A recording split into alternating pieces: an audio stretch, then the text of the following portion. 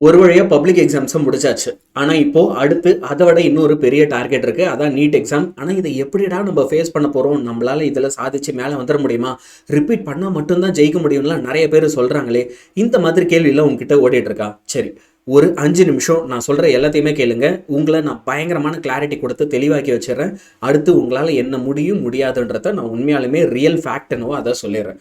So, இந்த இருக்கிற டைம்ல உங்களால பிசிக்ஸ்ல 160+ எடுக்க முடியுமா? கண்டிப்பா எடுக்க முடியும். ஆனா, இப்ப என்னென்ன பிரச்சனைலாம் இருக்கு? பிரச்சனை தெரியாம நம்மளால போய் அத சால்வ் பண்ண முடியாது. இல்லையா? ஸோ, நீட் ஆஸ்பிரண்ட்ஸ பொறுத்தவரைக்கும் என்ன அப்படின்னா, நம்ம 11th ஒரு தப்பு பண்ணிட்டோம். 11th ரொம்ப இன்டென்ஸா படிச்சிருக்க மாட்டோம். 2வது நமக்கு பேசிக்ஸ் அந்த அளவுக்கு ஸ்ட்ராங்கா இருக்காது. அதனால தான் படிச்சிருக்க மாட்டோம். நம்ம மேல பெரிய தப்பு கிடையாது. இல்லையா? இன்னொரு விஷயம் என்ன? நெறைய பேர் கான்செப்ட்லாம் புரியும். ஃபார்முலா கூட தெரியும். ஆனா, இந்த கொஸ்டினுக்கு இந்த ஃபார்முலா தான் அப்படின்ற அந்த சப்ஸ்டிட்யூட் பண்ற இடத்துல ரொம்ப பெரிய டென்ஷன் இருக்கும். இந்த பிரச்சனை உங்களுக்கு இருக்கு. ஈவன் ரிப்பீட்டர்ஸ் உங்களுக்குமே இந்த பிரச்சனை இருக்கு அப்படின்னா கமெண்ட்ல சொல்லுங்க. நான் உங்களுக்காகவே ஒரு பெர்ஃபெக்ட் சொல்யூஷன் என்னன்றத ஒரு வீடியோவா பண்ணி போடுறேன். அடுத்து மேத்தமேட்டிக்ஸ்ல நம்ம நெறைய பேர் வீக். அதாவது நம்ம ஸ்கூல்ல இருக்க மேத்தமேட்டிக்ஸ் சம்ஸ்லாம் நம்ம நல்லாவே போட்டிருப்போம். ஆனா, ஸ்பான்டேனியஸா ஒண்ணு யோசிச்சு அதுக்கு இதுதான் வரும்னு யோசிச்சு செய்யும்போது திணறும். இல்லையா?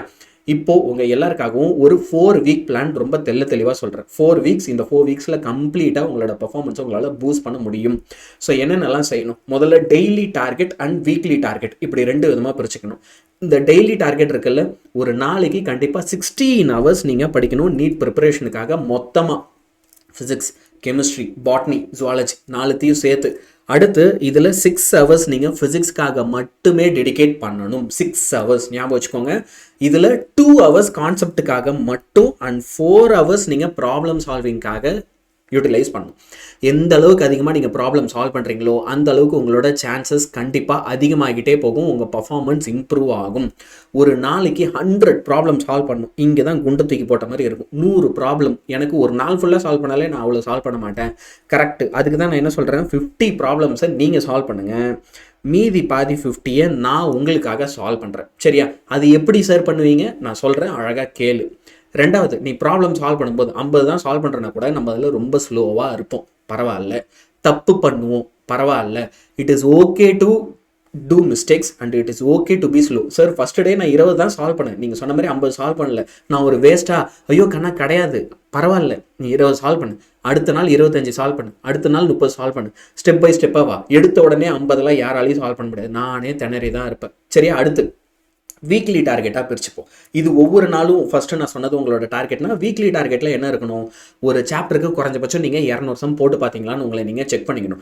ஒரு டாப்பிக்கு 30 சம் போட்டிருக்கணும். ஃபார் எக்ஸாம்பிள் ஆவரேஜ் வெலாசிட்டின்னு இருக்குன்னா ஆவரேஜ் வெலாசிட்டியில் ஒரு 30 கொஸ்டின் நீங்கள் ப்ராக்டிஸ் பண்ணி பார்த்துருக்கணும். அடுத்து சாப்டர் வைஸாக போகாமல் எப்பயுமே புத்திசாலித்தனம் என்ன அப்படின்னா டாபிக் வைஸாக போங்க. ஃபார் எக்ஸாம்பிள் ஒரு 8 சாப்டர்ல இருந்து உங்களுக்கு லாஸ்ட் 2 இயர்ஸில் 30 கொஸ்டின் கேட்டிருக்காங்க தெரியுமா? அது என்னென்னு இதை வீடியோவில் சொல்கிறேன், இருந்து கேட்டுப்போம். அடுத்து வீக்லி நீங்களே ஒரு டெஸ்ட் எடுங்க. அந்த டெஸ்ட்டில் என்ன மார்க் வருது, எங்கே தப்பு பண்ணீங்கன்றத நீங்களே எவாலுவேட் பண்ண ஆரம்பிங்க. இது நம்ம இது வரைக்கும் செஞ்சிருக்க மாட்டோம் 11th 12th ஸ்கூலில். இனிமேல் புதுசாக கற்றுக்கணும், எப்படி செய்யறதுன்னு தெரிஞ்சுக்கணும். அதுவும் நான் உங்களுக்கு ஹெல்ப் பண்ணுறேன். அடுத்து ஏதாவது பேக்லாக் வச்சிட்டிங்க, பிளான் பண்ண அளவுக்கு ஏதோ ஒரு நாள் சம் முடிக்கல, 50 சம் முடிக்கணும்னு பிளான் பண்ணோம், ஆனால் 20 தான் முடித்தோம், 25 தான் முடிச்சோன்னா அப்போ அந்த பேக்லாக்லாம் அந்தந்த வாரம் நீங்கள் கரெக்டாக கணக்கு வச்சு முடிச்சுட்டே வாங்க. முக்கியமானது ஃபார்முலா ஷீட்டை கிரியேட் பண்ணுங்கள். Most important. ஒரு சாப்டர் பார்க்குறீங்கன்னா அதில் என்னென்ன ஃபார்முலாஸ் இருக்குன்றத ஒரு பேப்பரில் எடுத்து எழுதி அதை ஒரு லிஸ்ட் மாதிரி எப்பயுமே கிரியேட் பண்ணிட்டே வாங்க. லாஸ்ட் மினிட்ல நீங்க ரிவைஸ் பண்றதுக்கு சத்தியமா அதான் உங்களுக்கு ஹெல்ப் பண்ணும். சோம்பேறித்தனப்பட்டு அதை தயவு செஞ்சு விட்டுறாதீங்க. சரியா?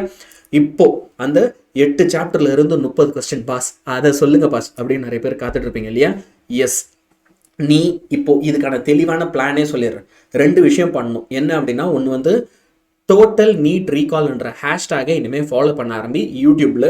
இதில் தான் இந்த 8 சாப்டர்லேருந்து நீ 30 கொஸ்டின்ஸ் அட்டன் பண்ணோன்னா என்ன செய்யணுன்ற அப்டேட்ஸ்லாம் வரும். அடுத்து நம்ம 100 லேர்னிங் ஆப்பை இன்ஸ்டால் பண்ணிக்கோ. ஏன்னா இந்த சாப்டர்ஸ்லாம் நீ படிக்கணும்னா உனக்கு முதல்ல பேசிக்ஸ் தெரியணும், ப்ராப்ளம் சால்வ் பண்ண தெரியணும். யார் உங்களுக்கு இதெல்லாம் ஹெல்ப் பண்ணுவா? நம்ம 100 லேர்னிங் ஆப்பில் பேசிக்ஸ் எல்லாமே நாங்கள் உங்களுக்கு ஃப்ரீயாக அவைலபிளாக வச்சுருக்கோம். அதுக்காகவாது இதை இன்ஸ்டால் பண்ணிக்கோ. இன்னொன்று, அதில் இருக்கிற ப்ராக்டிஸ் கொஸ்டின்ஸ். இப்போ கொஸ்டின் வந்து ஒரு நாளைக்கு 50 சால்வ் பண்ணால் எங்கே போவீங்க? அதுக்குன்னு புக் வாங்கணும், காசு செலவாகும். நான் என்ன சொல்கிறேன், நம்ம 100 லேர்னிங் ஆப்பில் உங்களுக்கு ப்ராப்ளம்ஸ் எல்லாமே ஃப்ரீ தான். ஒவ்வொரு வீடியோலையும் எம்சிக்யூ டெஸ்ட்லாம் இருக்கும். அது எல்லாமே ஃப்ரீ தான். ஸோ கொஸ்டின்ஸை தாராளமாக அதில் வந்து ப்ராக்டிஸ் பண்ணிட்டு போங்க. அடுத்து பேசிக்ஸ். நான் சொன்ன மாதிரி 11th and 12th பேசிக்ஸ் எல்லாமே 100 ஆப்ல எப்படி இருக்கு? ஃப்ரீயாக இருக்கு. ஸோ இப்போ நான் சொன்னது உங்ககிட்ட டார்கெட் ஞாபகம் வச்சுக்கோ. நீ 50-50 ஓகே, 50 கொஸ்டின் தான் வந்து என்ன செய்ய போகிற? நீ சால்வ் பண்ண போகிற, மீதி 50 நான் சால்வ் பண்ண போகிறேன்னு இல்லையா, அது எல்லாமே தான் உங்களுக்கு அங்கே சால்வ்டாக இருக்குது. சரி, இப்போது அந்த 8 சாப்டர் அதுக்கு வருவோம். என்னென்ன chapters? Current electricity, electrostatics, magnetism, electromagnetic induction and AC, units and measurement, kinematics, gravitation, ray optics. இப்போ இதெல்லாம் நம்ம ஸ்டேட் போர்டில் எப்படி இருக்குமோ நான் அந்த மாதிரி அரேஞ்ச் பண்ணியிருக்கேன். ஓகே, ஸோ இந்த 8 சாப்டர் நம்ம ஸ்டேட் போர்டில் பார்த்தா இந்த 8 சாப்டர்ல இருந்து தான் உங்களுக்கு 30 கொஸ்டின்ஸ் கிளாக் ஒர்க் மாதிரி என்ன பண்ணிட்டு இருக்காங்க, கேட்டுகிட்டே இருக்காங்க. ஸோ ஒவ்வொரு வருஷமும் எத்தனை கொஸ்டின்லாம் வந்தது அப்படின்றத அனலைஸ் பண்ணி உங்களுக்கு வெரிஃபை பண்ணி தான் நான் போட்டும் இருக்காங்க. சரியா?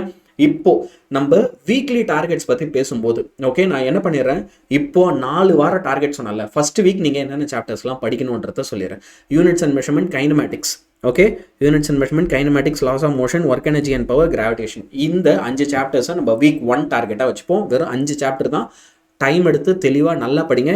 ஏன் அப்படின்னா இதெல்லாம் தான் பேசிக் சாப்டர்ஸ். இதை முடிச்சாதான் மற்றதெல்லாம் ஈஸியாக இருக்கும். அடுத்து வீக் 2க்கு வந்துடும். Properties of matter, thermodynamics, kinetic theory, thermodynamics, waves எல்லாமே சேலஞ்சிங் ஆனது தான். இங்கே தெர்மோடைனமிக்ஸ் வரக்கூடாது, ஆசிலேஷன் வந்திருக்கணும். சரியா? ஆசிலேஷன், வேவ்ஸ் எல்லாமே சேலஞ்சிங்கான சாப்டர்ஸ். இது கண்டிப்பாக ஒரு டீச்சர் ஹெல்ப் உங்களுக்கு தேவைப்படும். So get a teachers help. நீங்கள் ஏதாவது ஒரு கோச்சிங் சென்டரில் படிக்கிறீங்க அப்படின்னா அங்கே டீச்சர்ஸ் கிட்ட ஹெல்ப் கேளுங்க. இல்லை நம்ம 100 லேர்னிங் ஆப்பில் நம்ம கூட டெய்லி சேர்ந்து படிக்கிறீங்க அப்படின்னா எங்களுக்கு நீங்கள் வாட்ஸ்அப்பில் மெசேஜ் பண்ணாலே போதும், நாங்கள் உங்களுக்கு இமீடியட்டாகவே ஹெல்ப் பண்ணிவிடுவோம். டென்ஷனே இருக்காது. அடுத்து வீக் 3க்கு வந்து நம்ம என்ன செய்யலாம், electrostatics, current electricity, magnetism, induction, AC, EMS 12க்கு வரும். ஃபஸ்ட்டு 11th முடிச்சுட்டு அப்புறம் தான் 12க்கு வரும். இது அழகாக நோட் பண்ணிக்க. அண்ட் வீக் 4ல் ray optics, wave optics, 12 nature, atomic and nuclear physics, semiconductors. Sir இதில் 11th 5th சாப்டர் ஒன்று இருக்கும், system of particles and rotational motion. அதை விட்டீங்க அப்படின்னா எஸ், நான் அதை காரணமாக தான் விட்டுருக்கேன். கிராஷ் கோர்ஸ் படிக்கும்போது நீ அந்த சாப்டரை படிக்க தேவையில்லை, அது ரொம்ப பெரிய சாப்டர். அதுக்கு பதிலாக அதில் ஒரு சில இம்பார்ட்டன்ட் டாபிக்ஸ் இருக்குது. அடுத்தடுத்த வீடியோவில் நான் அதெல்லாம் என்னன்னு சொல்கிறேன், அதை மட்டும் கான்சென்ட்ரேட் பண்ணிட்டு போ. ஏன்னா ரொம்ப நிறைய படித்தா மொத்தமாக வெடிச்சிடும். எப்பயுமே சாப்டர் வைஸ் பாருங்கள். ஆனால் அந்த சாப்டரில் எதெல்லாம் மோஸ்ட் ரிப்பீட்டட் டாபிக்ஸ்ன்றதையும் பார்த்து அதுக்கு ஏற்ற மாதிரி பிளான் பண்ணி படிங்க. அடுத்தடுத்த வீடியோ உங்களுக்கு அதுக்காகவும் வந்துகிட்டே இருக்க போகுது. சரியா? ஸோ ஓவரால் சம்மரி என்ன, சாப்டர் வைஸாக பொறுத்த விட இம்பார்ட்டன்ட் டாபிக்ஸாக பார்க்குறது பெஸ்ட்டு. அடுத்து தனியாக பண்ணாத, ஹெல்ப் எடு, டீச்சர்ஸ் கிட்ட ஹெல்ப் கேளு, எங்ககிட்ட ஹெல்ப் கேளு, எங்கள் கூட சேர்ந்து பண்ணு. அப்போ தான் இது இன்னும் பெஸ்ட்டாக பாசிபிள். ஸோ டீச்சர்ஸ் கிட்ட ஹெல்ப் கேட்கணும். ஸ்லோவாக இருக்கிறதுல எந்த தப்பும் இல்லை, மிஸ்டேக்ஸ் ஹேப்பன்ஸ் தான், அதை பற்றி நீ வருத்தப்பட தேவையில்லை. சரியா? ஸோ இப்போது நான் சொல்கிறது எல்லாத்தையுமே நீங்கள் அக்ரி பண்ணுறீங்க, இதெல்லாம் நீங்கள் ட்ரை பண்ணி பார்க்க ரெடி அப்படின்னா டோட்டல் நீட் ரீகால்னு போட்டு I will get 150+ out of 180 அப்படின்னு கமெண்ட் பண்ணுங்கள்.